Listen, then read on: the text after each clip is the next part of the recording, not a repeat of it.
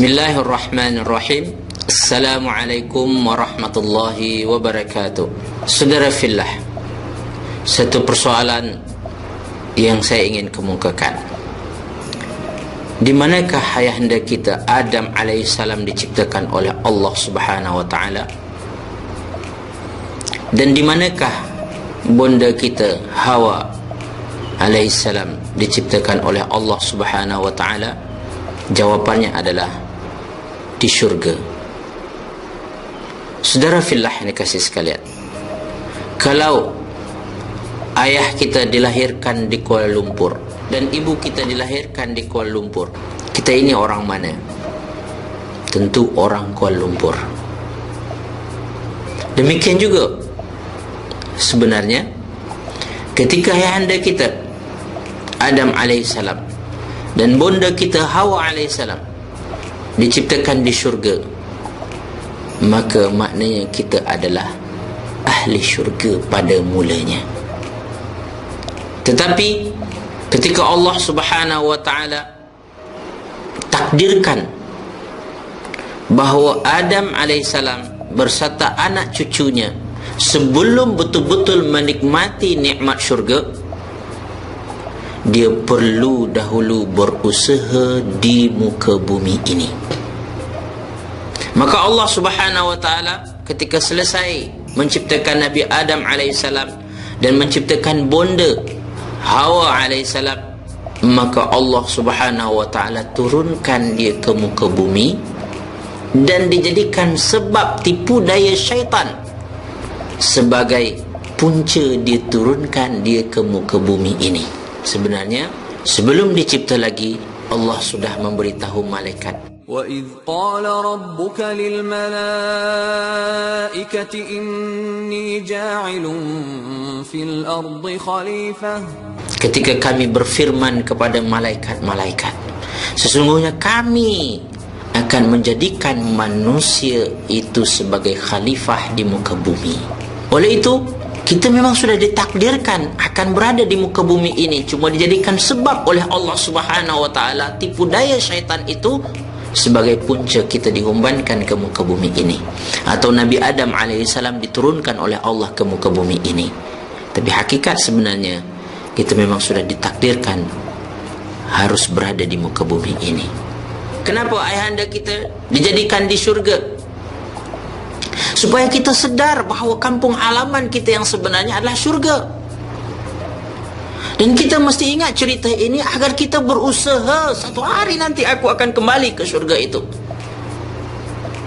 Syurga itu adalah tempat yang akan aku capai, destinasi yang akan perlu saya sampai kepadanya.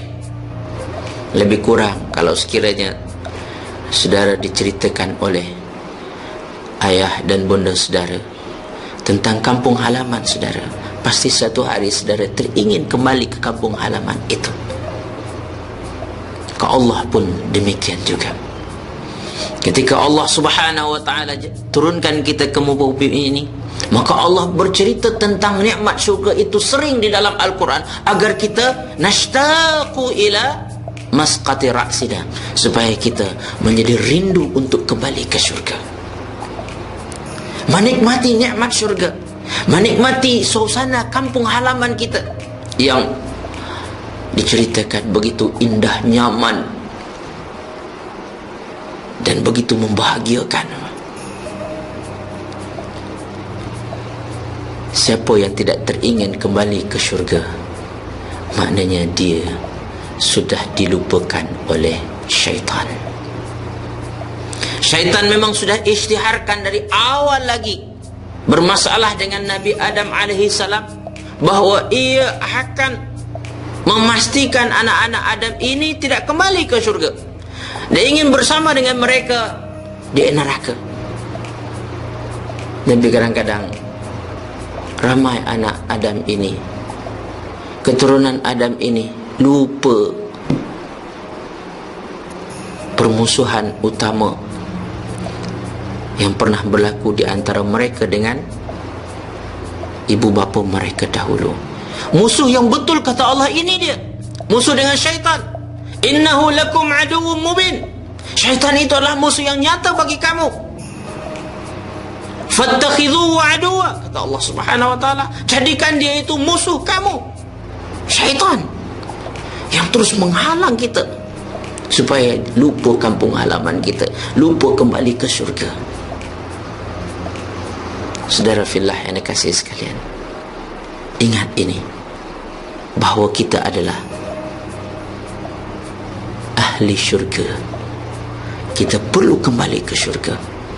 Jangan sekali-kali jalan kita dipesongkan dan dijauhkan daripada jalan ini. Inilah siratal mustaqim kita. Inilah jalan lurus kita, jalan yang akan menghantar kita ke tempat mana yang kita tuju. Destinasi kita jelas, destinasi kita syurga. Maka apabila seseorang tahu destinasinya, maka ia akan berusaha untuk sampai ke sana. Apapun cabaran ketika melalui jalan tersebut, maka dia akan cuba untuk ketepikan.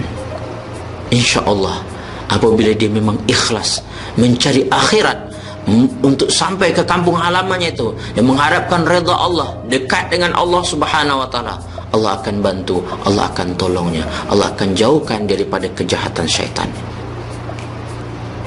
Semoga kita di antara yang diberi taufik oleh Allah untuk dapat menapakkan kaki di pintu syurga nanti, kembali menikmati nikmat yang pernah dirasakan sedikit oleh nenek moyang kita, ayah bonda kita, yaitu Adam dan Hawa dahulu.